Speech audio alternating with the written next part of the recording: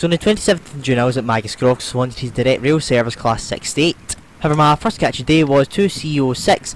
The early 1703 turned up at 1658, ScotRail service to Cumbernauld from Mulgai with 318258.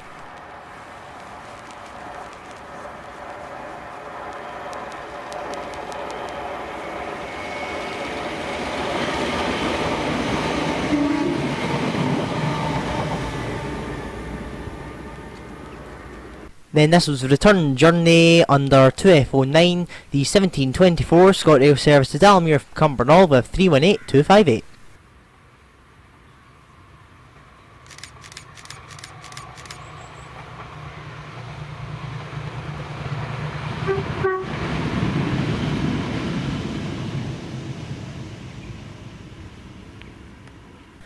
Then here she came on the 4D47, the early 1746 turned up at 1741, direct rail service to Moss End up here from Inverness Freight SDG SDRS with 68016.